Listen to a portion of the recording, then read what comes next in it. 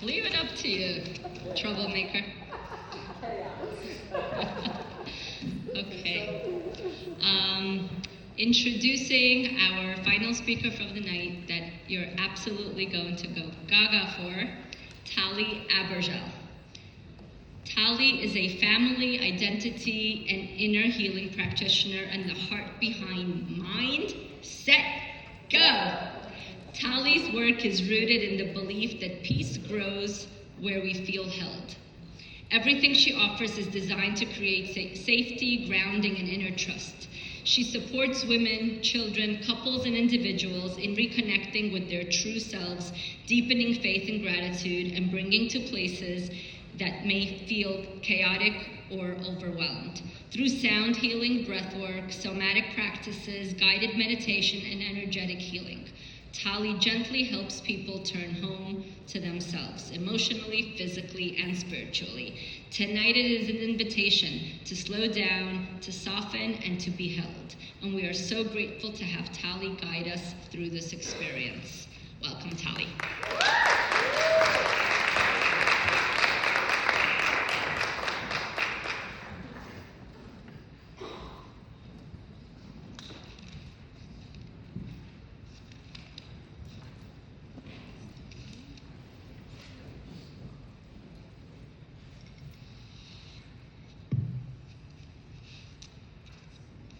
I intended on starting with a story, but sitting here, I have to pivot because as I'm watching all these beautiful speakers, fun speakers, inspirational speakers, I saw something that honestly took my breath away.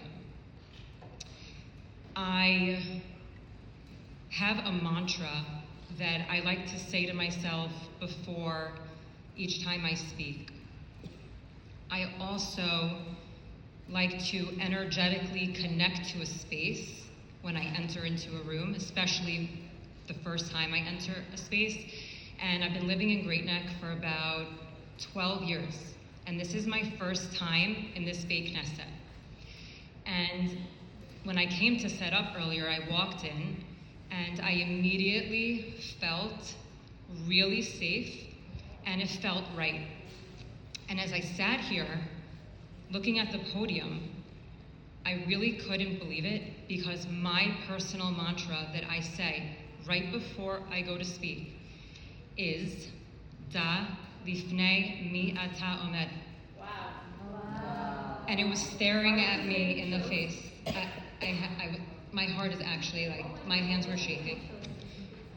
Know before whom you stand. We stand before HaKadosh Baruch Hu, and I want to start by thanking Hashem and asking Him to bless me that I'm able to communicate the messages that He has given me through all my life experiences. This is a women's only event, but I do want to point out that there is a very, very beautiful 12-year-old boy, my son Nathan. I'm going to remember that you helped me set everything up. You volunteered. I'm going to remember this for the rest of my life. My sweet, sweet boy. Thank you.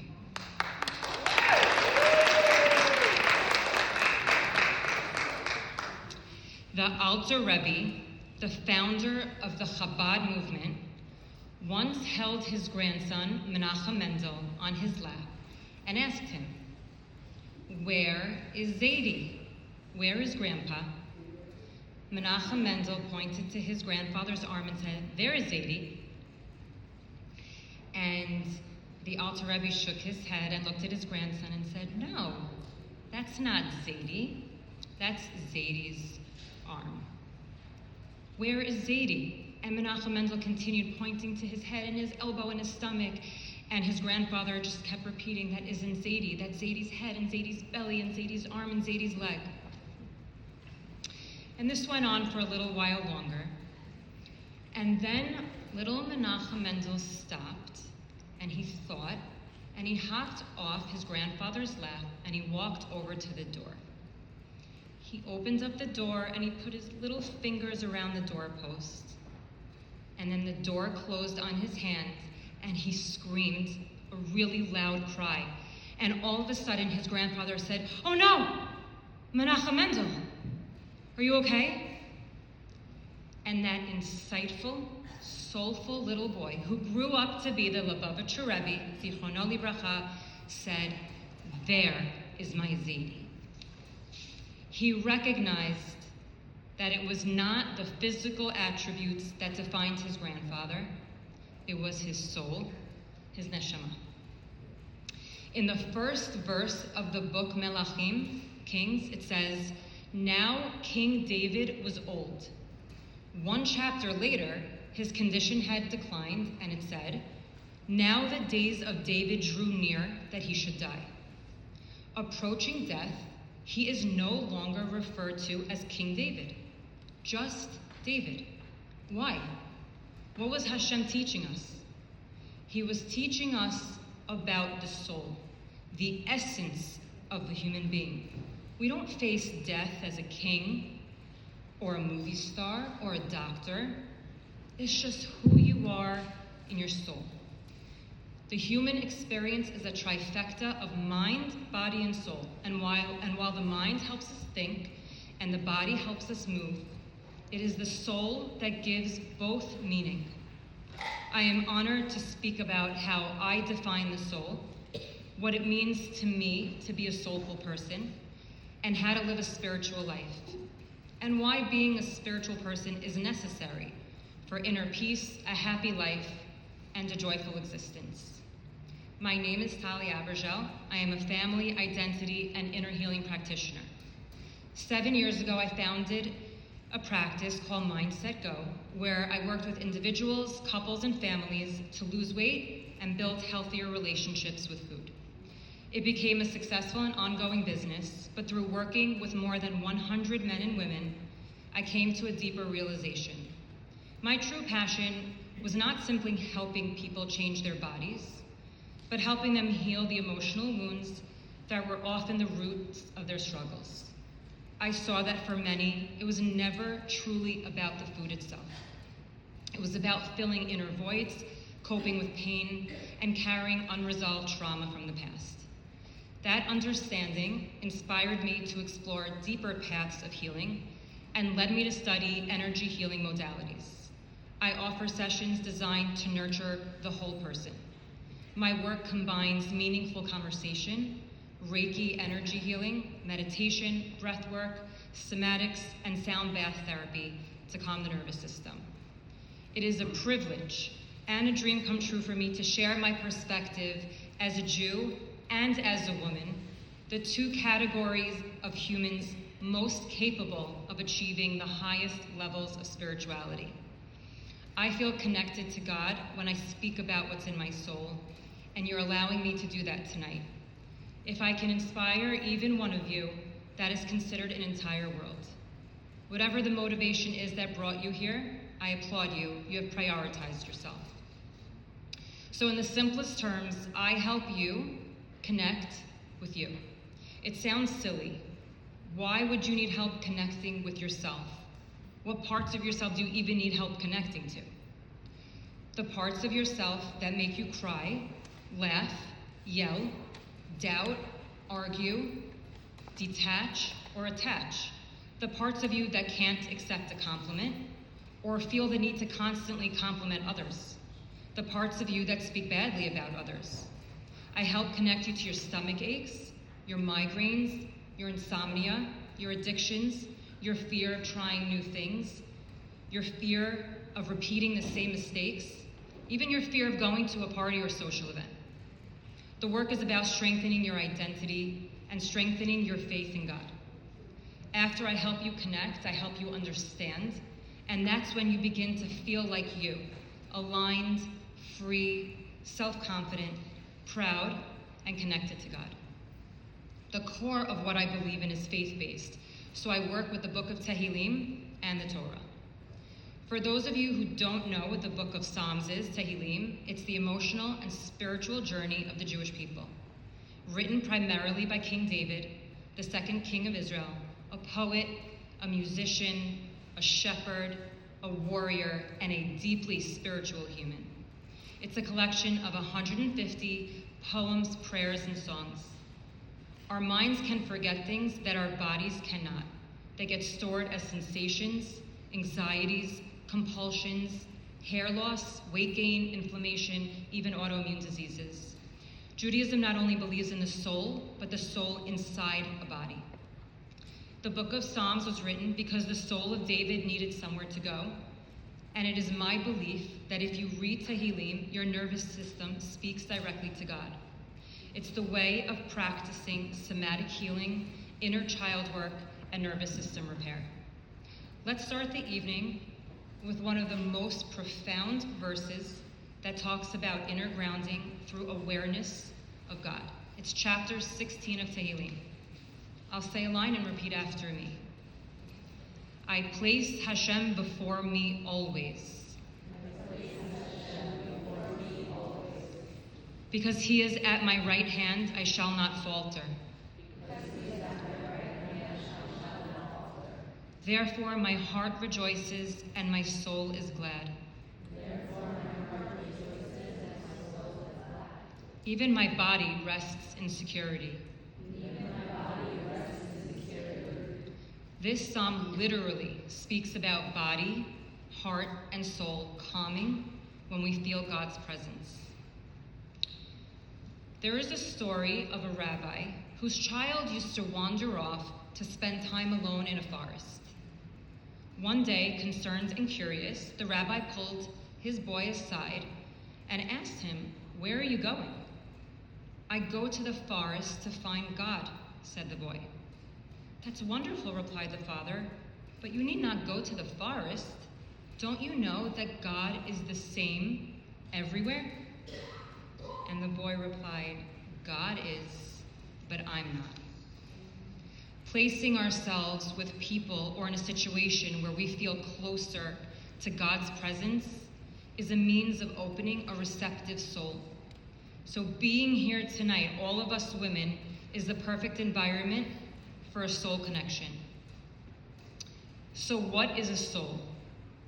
There was a young man, David Wolpe, who had just started working as a pulpit rabbi in a well-established synagogue in Los Angeles, when he got a call that one of his congregants was in the hospital dying of cancer. As part of his duty, this young and at the time inexperienced rabbi went to sit beside the man as he was about to move on to Olam Haba, the world to come. That night, the rabbi returned home to his wife, and she asked him how it went. He said he felt like a fraud. He questioned who he was to be doing such a task. He felt unworthy. His wife looked at him and said, "You're right. You are unworthy. We all are. But that's okay, because you are not doing it. It's being done through you." And in that moment, the rabbi understood what the soul of a human meant. We bring light into this world, not as a source, but as a prism. It comes through us. The average secular definition of a soul is very different than the Jewish definition of a soul. Most people today think of a soul as their feelings, their identities, their deepest self. In Judaism, the soul is not just your inner self, it's much more specific and sacred. Vayipach be'apav nishmat chayim. God breathed into him the breath of life. As we learn in the book of Bereshit, when God created man, he breathed the soul into Adam. In Judaism, the soul is a divine spark of God placed inside every human being. It is not created by us, it is given to us by God. The soul is the part of us that seeks truth and meaning in God. It is who you are beyond your body and beyond your mind. Each of us, thank God, have 2 legs, but none of us here will be Olympic skiers. Each of us have lungs, but none of us are the next Celine Dion. Each of us have a soul, and yes, we can all be soulful and spiritual and connected to God. Every part of the body can be destroyed or removed or broken. We can lose a limb or break a bone, but the soul is the untouchable part of us. We have heard from survivors of all different catastrophes, the Holocaust and October 7th, who account that even while the body might be held prisoner, The soul is always free to yearn and find meaning. I read a beautiful quote the other day that said, "Goodbyes are for those who only love with their eyes. For those who love with their heart and soul, there is no such thing as separation. The body will die, the soul never does." Throughout this last year, and just this last week in Temple Emmanuel in Manhattan, we heard from the mother of Hirsch Goldberg Poland, Rachel. She talked about her intense faith and her belief that while her son is no longer physically with her, she can feel his soul around her every minute of every day. We can't see the soul, so how do we know it's there? Yisrael, the son of Eliezer, was born in 18th century Ukraine and orphaned at an early age. He was later famously known as the Baal Shem Tov, meaning master of the good name, and became the rabbi who founded the Hasidic movement, from which the Chabad organization was formed. One day, a student of his asked, "Rabbi, what is the soul? Where is it inside of a person?" And the Baal Shem Tov said, "Wait here." And he took out a candle.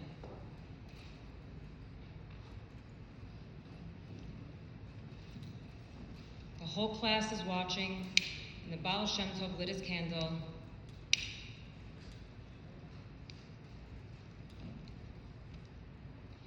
He said, "What do you see?" The student said, "A candle." Baal Shem Tov shook his head. "No, what you see is wax and a wick." The student looked confused. And the Baal Shem Tov said, "Now tell me, what is the flame?" And the student said, "The flame is the fire." The Baal Shem Tov smiled. "The flame is the soul. The wax and wick are only the vessel. The soul always rises upward, constantly reaching for its source. HaKadosh Baruch Hu, the master of the universe." Ladies, there are so many stories like this one. But when I speak to a group of women, this story feels perfect. I can't tell you how many times I've heard women say, "I cannot go out, I can't go to the party, I look horrible, I have nothing to wear, I'm overweight, I can't do this." We've all been there. That's just the wax and the wick. What is it that we actually love and connect to? It's the flame. When you walk into a room and you see candles lit, we're not attracted to the candle, to the wax. We're looking at the flame. The flame is what gives us that amazing feeling. It's your soul. It's your neshama, your goodness, your essence. That's what people want to connect to.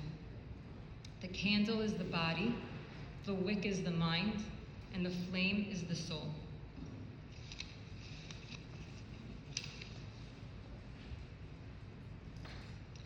Can someone tell me what this is? A cup. Kiddush cup. It is. Actually, this is my cup that I use for Havdalah. This is my Havdalah candle. What makes this a cup? The fact that it can hold. Say louder. The fact that it can hold. It's a vessel. Yeah. It's that empty space inside that makes this a cup. The parts that we see are not the important parts. The parts we can't see, the invisible space within the cup, is what makes this a cup. That's what makes a person, that soul inside that you can't see. Close your eyes. Keep them closed. Imagine the person you love most in the world walking through this door after 1 year of not seeing or speaking to them. Keep your eyes closed and really think about it. The love of your life, you have not seen or spoken to this person in 1 year. They're about to walk through this door.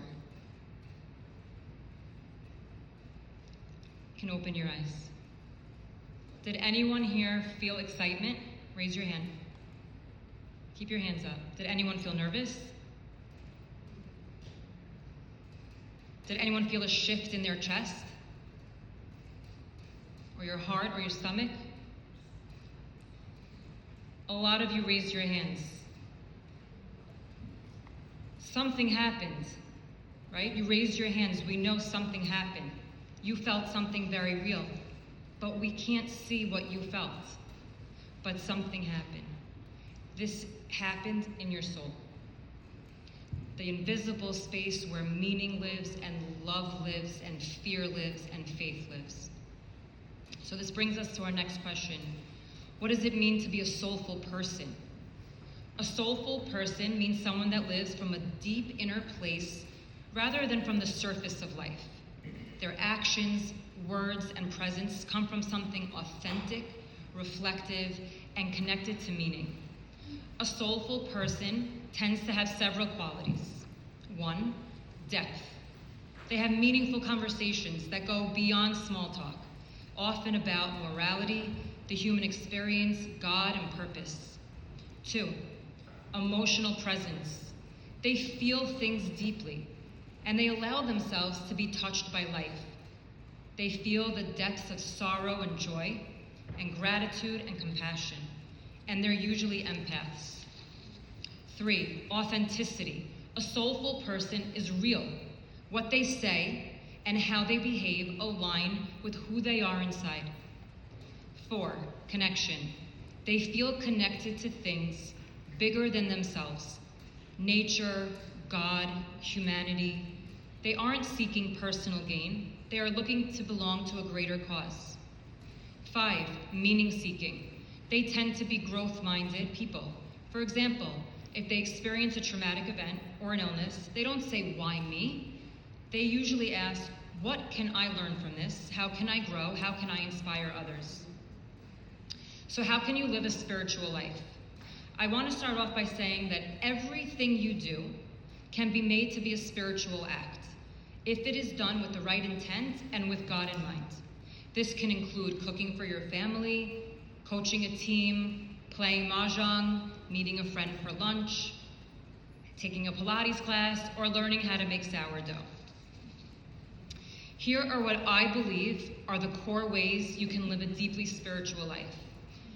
1, strengthening your relationship with God. I do this through prayer. It can be formulated prayer or your own made-up words. Reading Tehillim, which expresses a full range of emotions to God. And something we call in Hebrew, hitbodedut, which means personal conversations with God. Talk to Him, thank Him.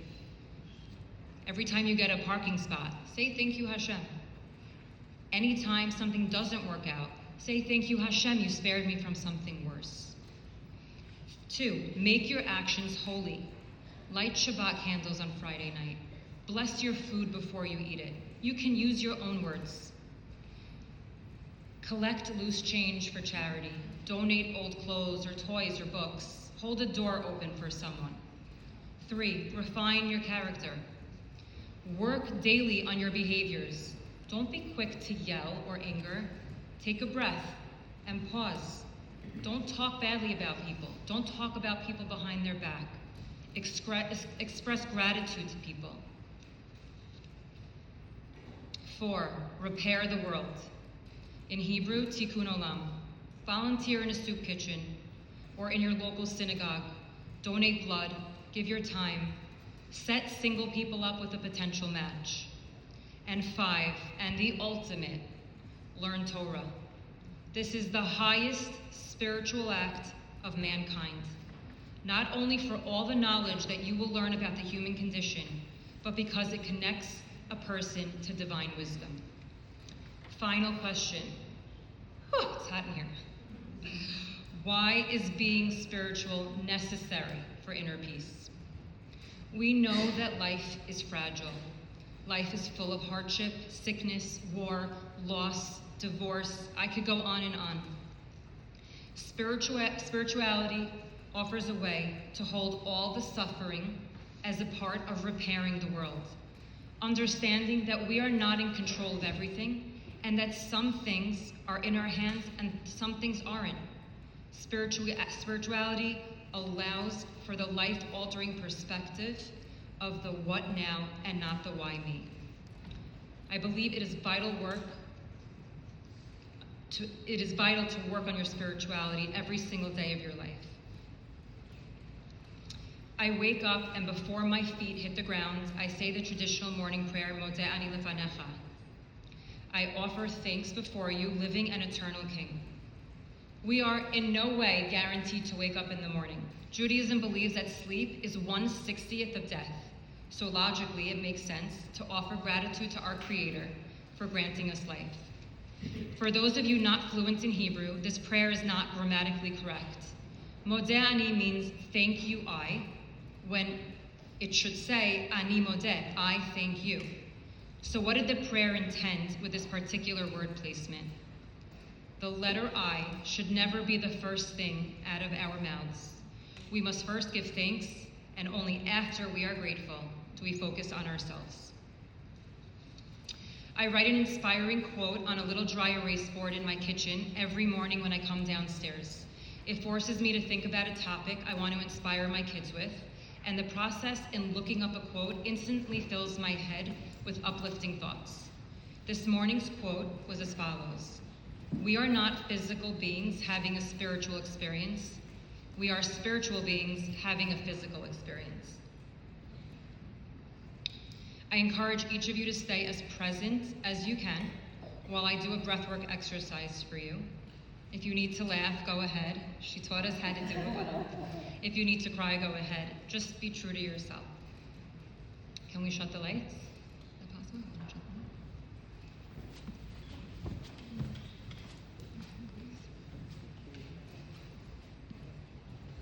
off? So uncross your legs.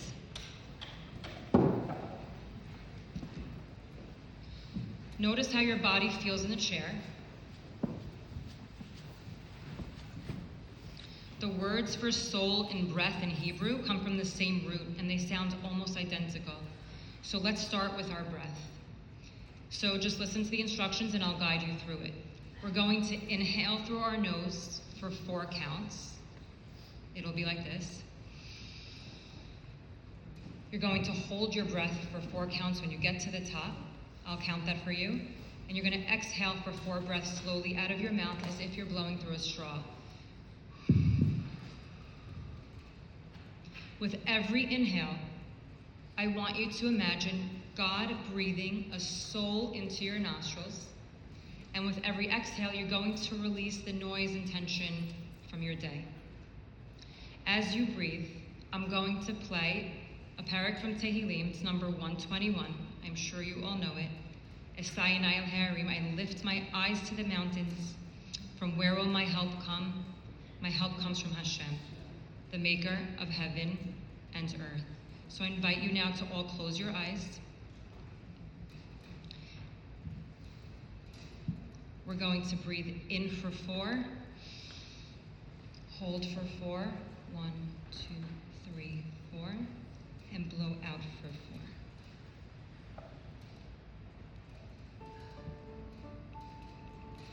Breathe in for 4.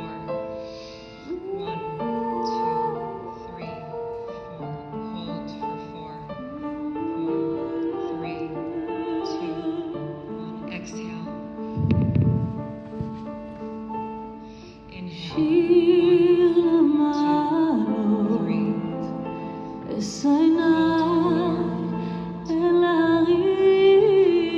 Breathe out. Breathe in.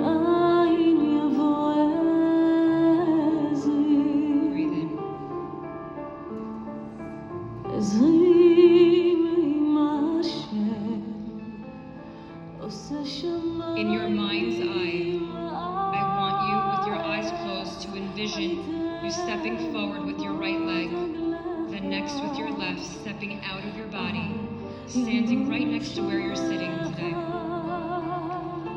Look at yourself. Notice, how are your shoulders? Are you hunched over? Are they back? Are you proud? Is your forehead scrunched? Are you tense? How are your hands? Open your hands, open your palms to the sky. Be open to receive. As you exhale, I want you to exhale every single thing you would want Hashem to fill your neshama with. can be compassion, trust, forgiveness, love. Breathe it in. Look at your body sitting next to you. Exhale out anger and frustration and disappointment.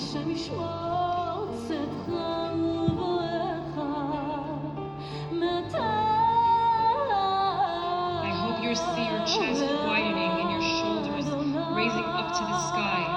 Relax your jaw, relax your face. Relax your legs and all your muscles.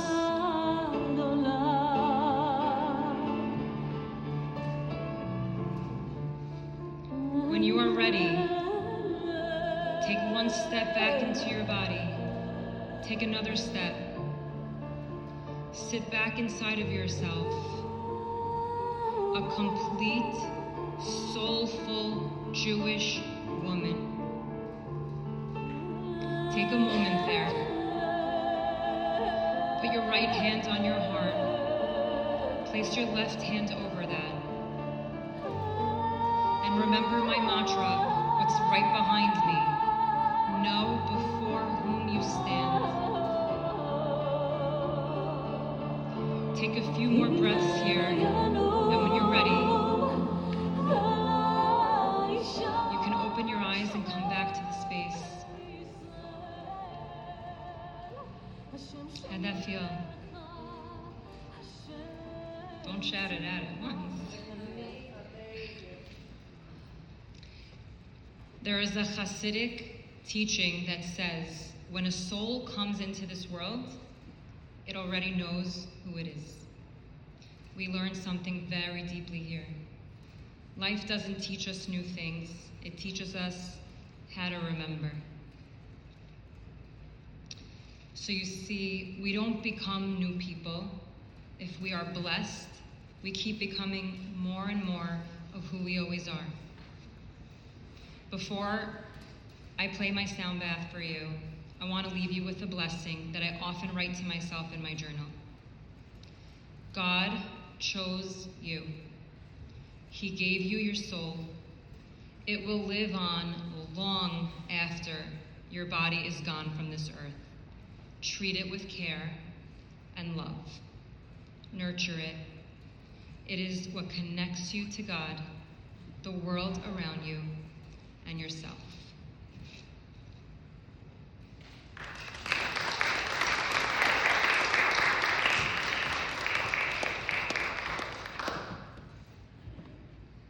We need like an actual cold plunge bath, not a sound bath right now. You can close your eyes. You can keep them open.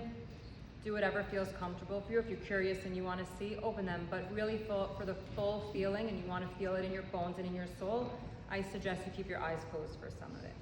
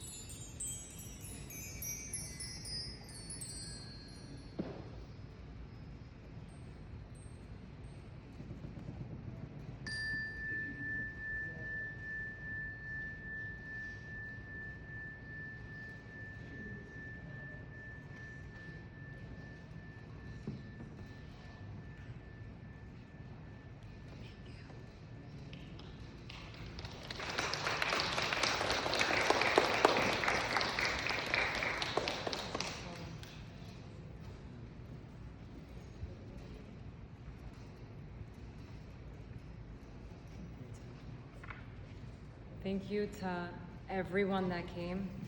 I know it was hot in here, and it's midweek and it's late.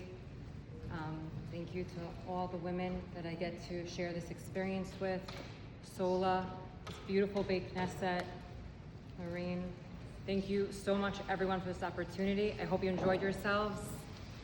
Have a great night.